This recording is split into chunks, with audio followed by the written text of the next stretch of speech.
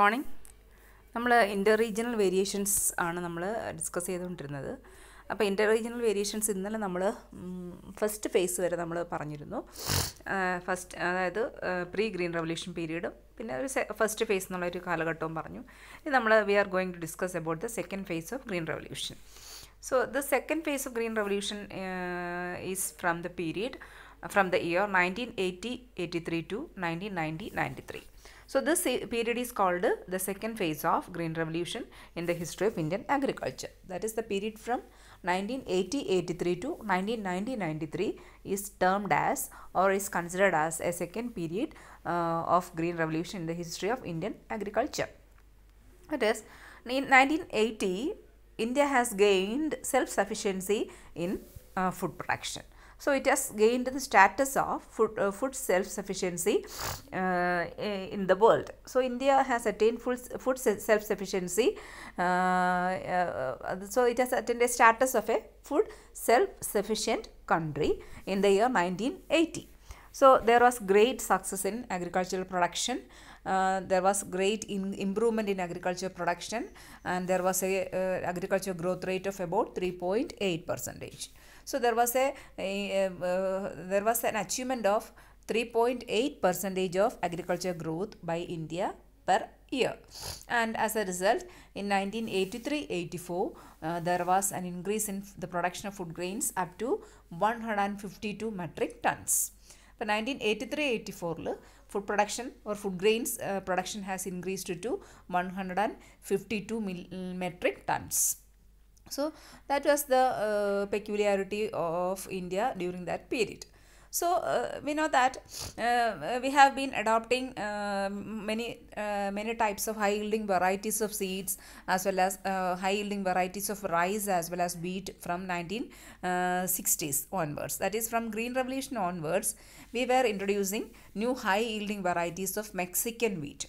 Mexican wheat, that is a high yielding variety of wheat, and also dwarf rice varieties. IR8 പോലെയുള്ള അങ്ങനെയുള്ള റൈസിൻ്റെയും പലതരത്തിലുള്ള varieties നമ്മൾ introduce ചെയ്തിരുന്നു. ഇപ്പോൾ ഡ്വാർഫ് റൈസ് വെറൈറ്റീസും IR8 പോലെയുള്ള പിന്നെ മെക്സിക്കൻ വീറ്റ് പോലെയുള്ള high yielding varieties of grains നമ്മൾ ഇൻട്രൊഡ്യൂസ് ചെയ്തു.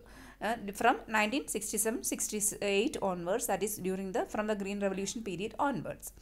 But from 1983-84 there was a besides this high yielding varieties of seeds, we have started giving supply of inputs as well as services to farmers, as well as we have been introducing many agricultural extension activities as well as better management services to the farmers. So besides this high yielding varieties program, from 1983-84 onwards we have this Green Revolution have occurred with the expansion of supplies of inputs as well as services to farmers. അപ്പോൾ ഈ high yielding varieties programme പോരാതെ നമ്മൾ 1983-84 തൊട്ട് we have introduced many other programmes like expansion of supply of inputs, then services to farmers. അപ്പോൾ ഫാമേഴ്സിന് സേവനങ്ങൾ നൽകാൻ തുടങ്ങി, agriculture extension activities, better management facilities ഒക്കെ നമ്മൾ പ്രൊവൈഡ് ചെയ്യാൻ തുടങ്ങി. അപ്പോൾ 1983-84 ഓൺവേർഡ്സ് ആണ് നമ്മൾ ഈ കാര്യങ്ങൾ ചെയ്യുന്നത്.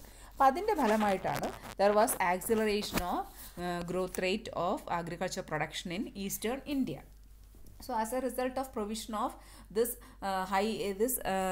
modern facilities like services to farmers, then extension activities in agriculture sector, better management, etc., there was very much development in the eastern parts of the country. That is, there was an acceleration of growth rates, agricultural growth rate in eastern India. There was improvement in agricultural growth. There was higher agriculture growth in eastern parts of the country. That is in eastern India. Eastern India, particularly we have to mention the name of West Bengal, name of the state West Bengal. So the performance of West Bengal during this period was very spectacular. So there was a spectacular performance. There was a good performance from West Bengal. So that is, there was an increase in agricultural output growth rate in West Bengal during this period. That is, there was 5.39% per annum. So the growth rate of agriculture output in West Bengal during this period was 5.39% per year or per annum. 5.39% of growth rate was marked in West Bengal alone. At the same time, Bihar. In Bihar also there was significant acceleration of agricultural growth rate. That is, it was only minus 0.41% during 1970-73, but it has improved to 2.08% during 1980-83 to 1990-95. അപ്പം 1970-73 to 1980-83 എന്താണ് വെറും minus 0.41% ആയിരുന്നു ബീഹാറിലെ agricultural growth rate എന്ന് പറയുന്നത്. അത് 1980-83 1992-95 period ആയപ്പോഴത്തേക്ക് that has improved to 2.08%. So West Bengal as well as Bihar has performed well, and at the same time the central regions of the country as well as the southern regions of the country also recorded acceleration in the agricultural growth. അപ്പം ഇത് പോരാഞ്ഞിട്ട് central ഇന്ത്യയും southern ഇന്ത്യയും there was in southern India as well as central India also there was improvement in agriculture growth, or there was acceleration in agricultural growth rate. That is, in central region the growth rate was had a mixed result. In central region, for example, in Tamil Nadu, the state of Tamil Nadu in southern region recorded an unprecedented growth of 4.59%. അപ്പം തമിഴ്നാട്ടിലും southern റീജിയനിൽ തമിഴ്നാട്ടിൽ ഈ central റീജിയനിലുള്ള സംസ്ഥാനങ്ങളിൽ growth rate ഒരു mixed റിസൾട്ടായിരുന്നു. ചിലർ മുന്നോട്ട് നിന്നു, ചിലർ പിറയിലോട്ട് നിന്നു. പക്ഷേ സദേൺ ഇന്ത്യയിൽ തമിഴ്നാടിൻ്റെ കാര്യത്തിൽ there was A high growth rate of 4.59% per year. And as far as Andhra Pradesh was also concerned, it had also experienced a notable acceleration of growth rate during this period. അപ്പോൾ ഈ സമയത്ത് തന്നെ ആന്ധ്രാപ്രദേശിൻ്റെ കാര്യം എടുത്തു നോക്കിക്കഴിഞ്ഞാൽ, നമുക്ക് ആന്ധ്രയുടെ കാര്യത്തിൽ നോക്കിക്കഴിഞ്ഞാൽ ആന്ധ്രാപ്രദേശിലും എന്താണ് അത്യാവശ്യം നോട്ടബിൾ ആയിട്ടുള്ള എടുത്തു പറയത്തക്ക രീതിയിലുള്ളൊരു ആക്സിലറേഷൻ അല്ലെങ്കിൽ ഗ്രോത്ത് റേറ്റ് അഗ്രികൾച്ചർ സെക്ടറിൽ ഉണ്ടായി എന്ന് പറയാം. And the yield of all India basis, so yield per hectare, or the total agriculture yield was growth rate was 3.15% per annum. അപ്പം മൊത്തം ഇന്ത്യയിലെ മൊത്തം ഓൾ ഇന്ത്യ ഗ്രോത്ത് റേറ്റ് എന്ന് പറയുന്നത് ഈൽഡിലുള്ള ഗ്രോത്ത് റേറ്റ്, അതായത് ഉൽപ്പന്നത്തിലുള്ള ഗ്രോത്ത് റേറ്റ് എന്ന് പറയുന്നത് 3.15% ആയിരുന്നു ഒരു വർഷത്തിൽ എന്ന് പറയുന്നത്. അപ്പം മിക്കവാറും എല്ലാ regions, almost all the regions of the country experienced A high growth rate in yield. അപ്പോൾ ഉൽപ്പന്നത്തിൻ്റെ കാര്യത്തിൽ എല്ലാ പ്രദേശങ്ങളും അത്യാവശ്യം എന്താണ് നല്ല പെർഫോമൻസ് ആണ് ഉണ്ടായിരുന്നത്.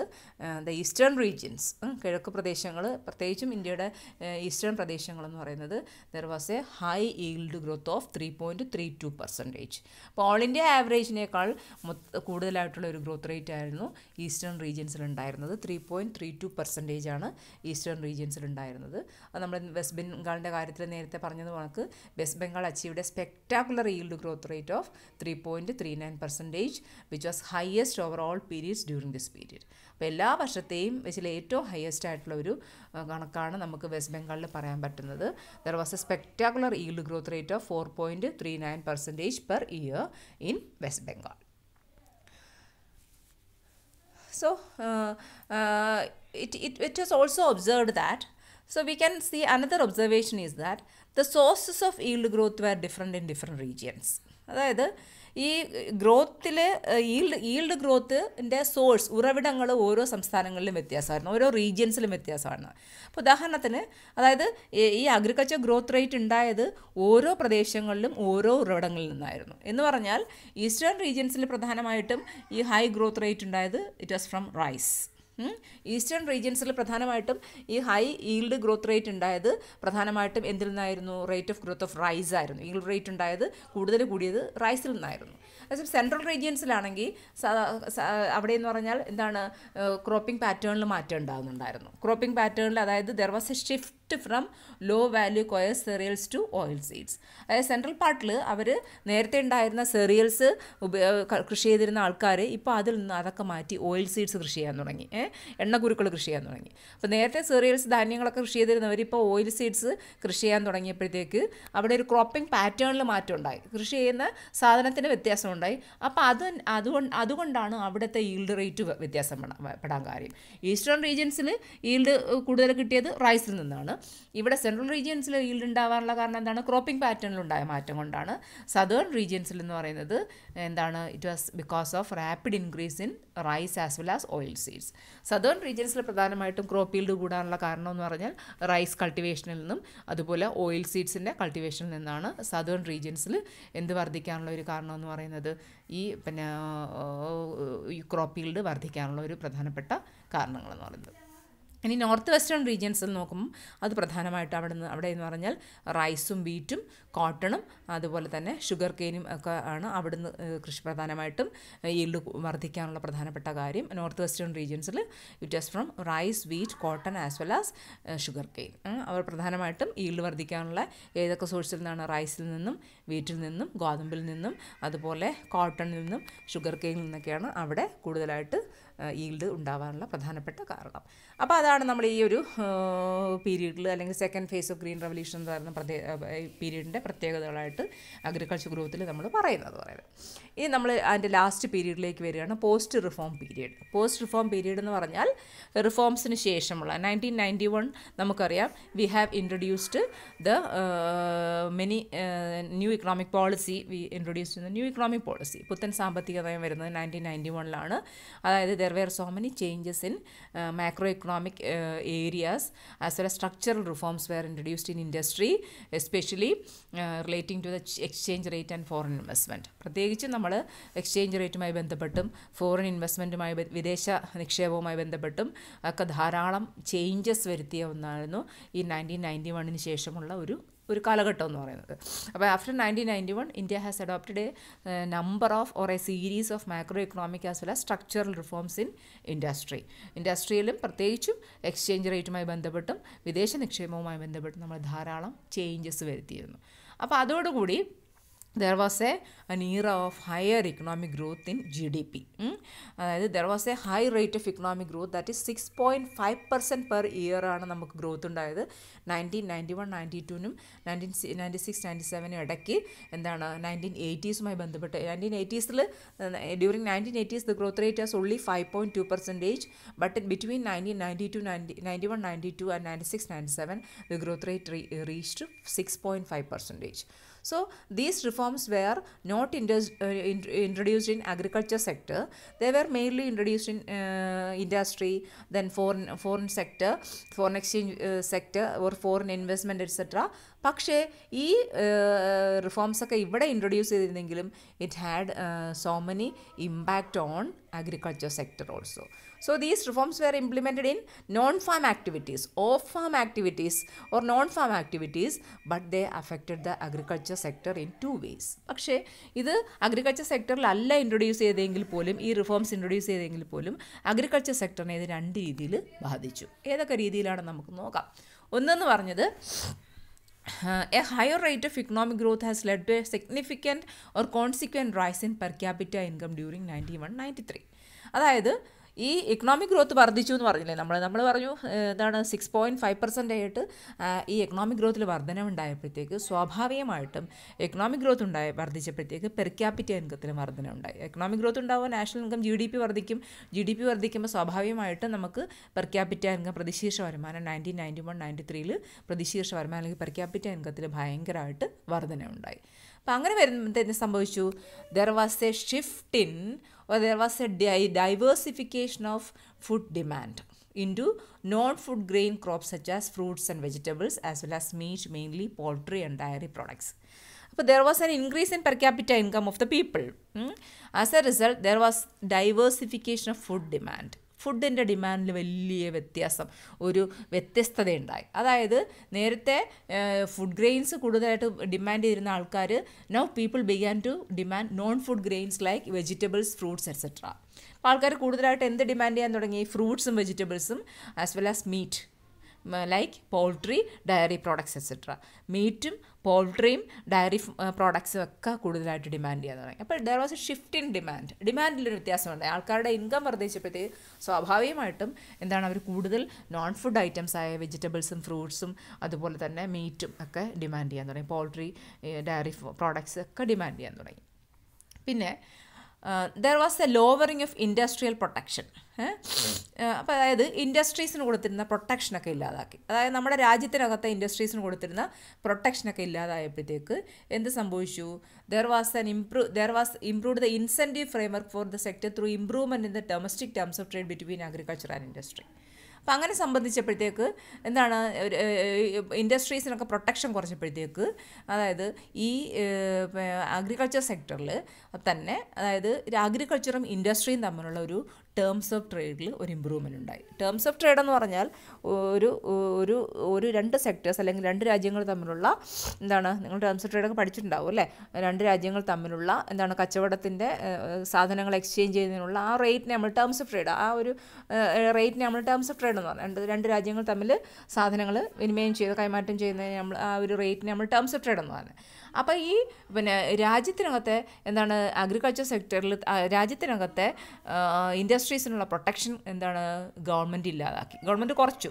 ഇൻഡസ്ട്രീസിന് പ്രൊട്ടക്ഷൻ കൊടുക്കാതായപ്പോഴത്തേക്ക് അതായത് ഈ ഇൻഡസ്ട്രിയൽ സെക്ടറിൽ തന്നെ അവർ ഇൻഡസ്ട്രിയൽ സെക്ടറിനെ പ്രൊട്ടക്റ്റ് ചെയ്യാൻ വേണ്ടി എന്താണ് കുറച്ചും കൂടെ അവരുടെ സാധനങ്ങൾക്ക് ഡിമാൻഡ് ഉണ്ടാക്കാൻ വേണ്ടി അഗ്രികൾച്ചറുമായിട്ട് നല്ല രീതിയിലുള്ള ഒരു ടേംസ് ഓഫ് ട്രേഡ്, അതായത് അങ്ങോട്ടും ഇങ്ങോട്ടും കൊടുക്കൽ വാങ്ങൽ വന്നപ്പോഴത്തേക്ക് അഗ്രികൾച്ചർ സെക്ടറും ഇൻഡസ്ട്രിയൽ സെക്ടറും തമ്മിലുള്ള ടേംസ് ഓഫ് ട്രേഡ് ഇമ്പ്രൂവ് ചെയ്തു. ആ രണ്ട് കാരണങ്ങളുണ്ടായി. അപ്പോൾ അഗ്രികൾച്ചർ സെക്ടർ ഇൻഡസ്ട്രിയൽ സെക്ടർ തമ്മിലുള്ള ടേംസ് ഓഫ് ട്രേഡ് ഇമ്പ്രൂവ് ചെയ്തപ്പോഴത്തേക്ക് സ്വാഭാവികമായിട്ടും അഗ്രികൾച്ചർ സെക്ടർ കൂടുതലായിട്ട് റോ മെറ്റീരിയൽസ് പ്രൊവൈഡ് ചെയ്യുകയും ഇൻഡസ്ട്രീസിന് പ്രൊവൈഡ് ചെയ്യുകയും അങ്ങനെ അവർ തമ്മിലുള്ള ഒരു ടേംസ് ഓഫ് ട്രേഡ് ഇമ്പ്രൂവ് ചെയ്യുകയും അഗ്രികൾച്ചറിനെ അത് സഹായിക്കുകയും ചെയ്തു. അപ്പോൾ ഈ കാര്യങ്ങളൊക്കെ പറഞ്ഞപ്പോഴത്തേക്ക് പക്ഷേ ഇങ്ങനെയുള്ള ഗുണങ്ങളൊക്കെ ഉണ്ടായി. ന്യൂ ഇക്കണോമിക് റിഫോംസിൻ്റെ ഫലമായി ഈ രണ്ട് ഗുണങ്ങൾ ഉണ്ടായെങ്കിൽ പോലും എന്താണ്, the agriculture GDP in India declined during the post reform periods. ഈ പോസ്റ്റ് റിഫോം പീരീഡിൽ ഇന്ത്യയിലെ അഗ്രികൾച്ചറൽ ഔട്ട്പുട്ട് കുറഞ്ഞു. അതായത് പ്രധാനപ്പെട്ട സെക്ടേഴ്സായ ഹോർട്ടിക്കൾച്ചർ ആയാലും ലൈഫ് സ്റ്റോക്ക് ആയാലും ഫിഷറീസ് ആയാലും എല്ലാം ഇൻക്ലൂഡ് ചെയ്ത് നോക്കിക്കഴിഞ്ഞാൽ പോലും നമുക്കെന്ത് പറയാൻ പറ്റും? There was a decline in agricultural GDP because of the introduction of new economic reforms. അപ്പം അതിനുശേഷം during the 9th plan as well as 10th plan there was a decline in agricultural output, agriculture GDP much far below the target. അപ്പോൾ target fix ചെയ്തതിനേക്കാൾ വളരെ കൂടുതലായിട്ട് 9th പ്ലാനിലും 10th പ്ലാനിലും ഒക്കെ agriculture GDPയിൽ കുറഞ്ഞു. അതായത് there was A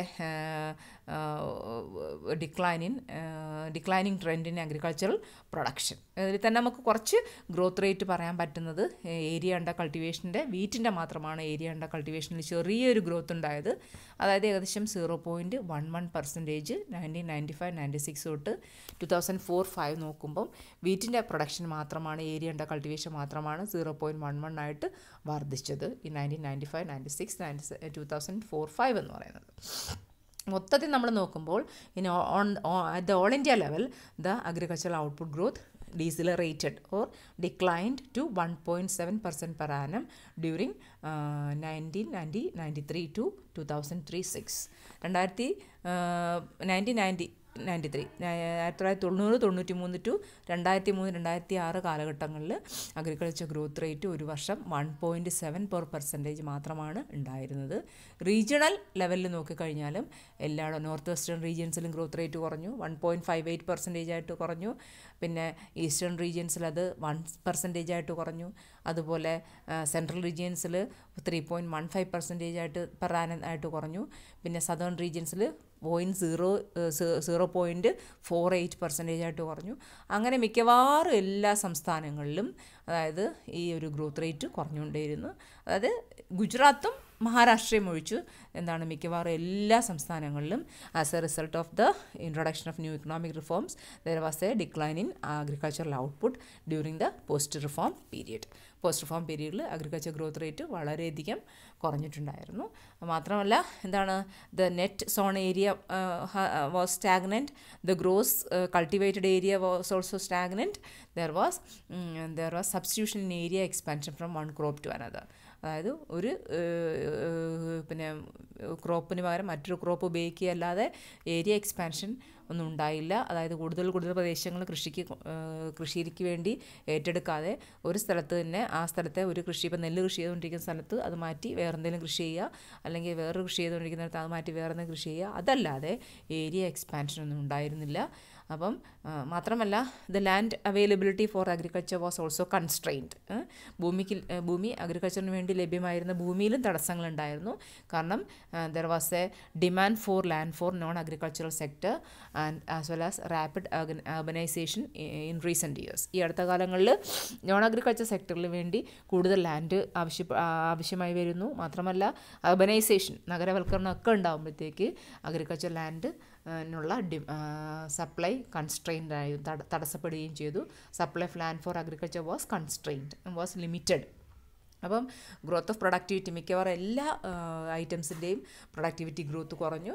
all India ലെവലിൽ നമ്മൾ നേരത്തെ പറഞ്ഞ് 1.52% ആയിട്ട് അഗ്രികൾച്ചർ ഗ്രോത്തിൻ്റെ പ്രൊഡക്ടിവിറ്റി കുറഞ്ഞു. റൈസും വീറ്റും കുറഞ്ഞു. 0.8% പെർ ആനം റൈസിൻ്റെ പ്രൊഡക്ഷൻ കുറഞ്ഞു, അത്രയായിട്ട് കുറഞ്ഞു. വീറ്റിൻ്റെ എന്ന് പറയുന്നത് 0.5% പെർ ആനമായിട്ട് കുറഞ്ഞു. അതുപോലെ തന്നെ എന്താണ്, കഴിഞ്ഞ തൊട്ട് മുന്നത്തെ ഡെക്കേഡിൽ 2.4% ഉണ്ടായിരുന്നതും 2.61% ഉണ്ടായിരുന്നതും ഒക്കെ നേരെ പകുതിയിൽ താഴെയായി. അതായത് 0.82%, 2.4% ഉണ്ടായിരുന്നിടത്ത് അതേ കാലഘട്ടത്തിൽ 10 വർഷം കഴിഞ്ഞപ്പോഴത്തേക്ക് 0.82% ആയി. അത് 2.61% ഉണ്ടായിരുന്നത് 0.56% ആയിട്ടും കുറഞ്ഞു.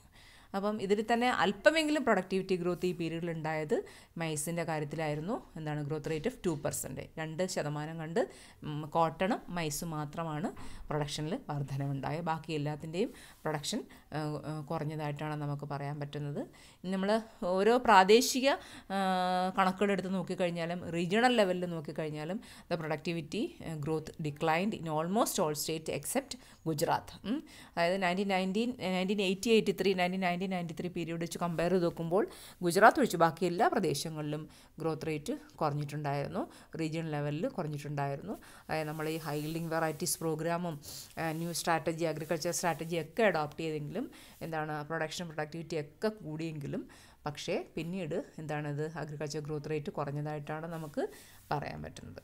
അപ്പം ഔട്ട്പുട്ടിലായാലും എന്താണ് ഗീൽഡ് ഗ്രോത്ത് റേറ്റിലായാലും ദർ വാസ് എന്താണ് increased agriculture growth in 1983 to 1992-95. ആ സമയത്തൊക്കെ ഫുഡ് ഗ്രെയിൻസിൻ്റെ കാര്യത്തിലും നോൺ ഫുഡ് ഗ്രെയിൻസിൻ്റെ കാര്യത്തിലും വളരെ ആക്സലറേഷൻ ഉണ്ടായിരുന്നു ഈ പീരീഡിൽ. അപ്പോൾ പക്ഷേ ഈ സമയത്ത് തന്നെ ഗ്രീൻ റെവല്യൂഷൻ്റെ ഫസ്റ്റ് ഫേസിൽ തന്നെ there was regional disparity, but this regional disparity declined during the second phase because of the introduction of high yielding varieties programme everywhere in the country. അപ്പം ഫസ്റ്റ് ഫേസിൽ there was increase in regional disparity, പ്രാദേശിക അസമത്വങ്ങൾ agriculture പ്രൊഡക്ഷനിൽ വർദ്ധിച്ചു. പക്ഷേ പിന്നീട് അത് കുറച്ച് കുറഞ്ഞിരുന്നു. Second phase ആയപ്പോഴത്തേക്ക് കുറഞ്ഞു, കാരണം ഹൈ യീൽഡിംഗ് വെറൈറ്റീസ് പ്രോഗ്രാമും ഒക്കെ നമ്മൾ ഇൻട്രൊഡ്യൂസ് ചെയ്തതിൻ്റെ ഫലമായി കുറഞ്ഞു. അപ്പോൾ ഈ ഫസ്റ്റ് ഫേസ് തന്നെ during the first phase the most gainers were western regions and most low producing zone was eastern region. അപ്പോൾ ഫസ്റ്റ് ഫേസ് തന്നെ നമുക്ക് എടുത്ത് നോക്കിക്കഴിഞ്ഞാൽ ഗെയിനേഴ്സ് എന്ന് പറഞ്ഞാൽ വെസ്റ്റേൺ റീജിയൻകാരായിരുന്നു, ഇന്ത്യയുടെ തന്നെ വെസ്റ്റേൺ റീജിയൻകാരായിരുന്നു ഗെയിനേഴ്സ്. പക്ഷേ ഈസ്റ്റേൺ റീജിയൻസ് അപ്പോഴും എന്താണ് ലോ പ്രൊഡ്യൂസിങ് ഏരിയ ആയിരുന്നു.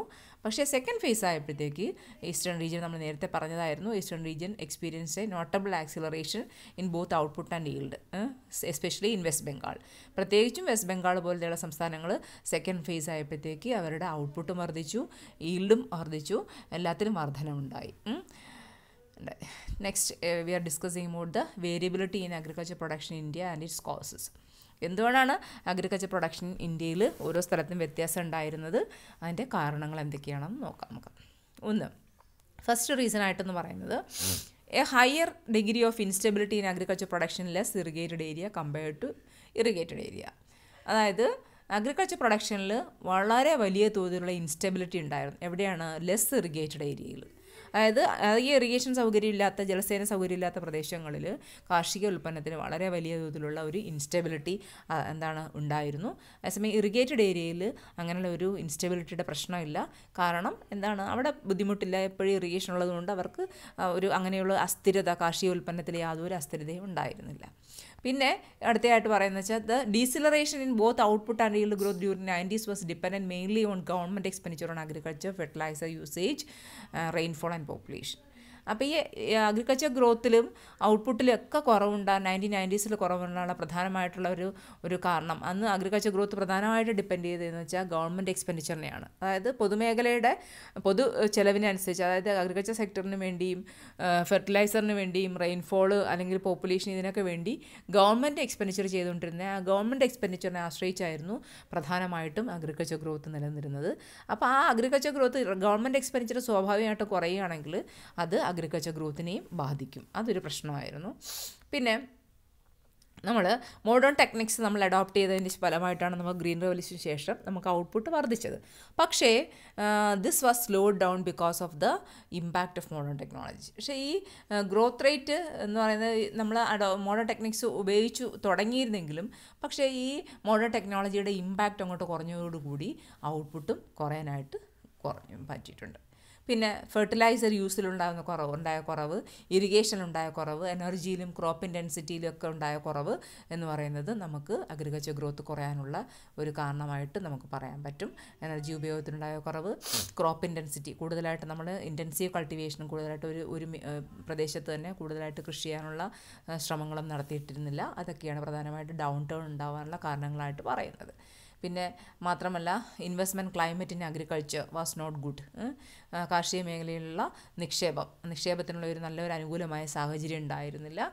മാത്രമല്ല ഡിമാൻഡ് സപ്ലൈ ഫാക്ടേഴ്സിൻ്റെ ഒരു ഓപ്പറേഷൻ, അതായത് അഗ്രികൾച്ചർ ഇൻപുട്സിനായാലും ഔട്ട്പുട്ടിനായാലും ഡിമാൻഡ് സപ്ലൈ ഫാക്ടേഴ്സ് ഓപ്പറേറ്റ് ചെയ്യും മാർക്കറ്റിൽ.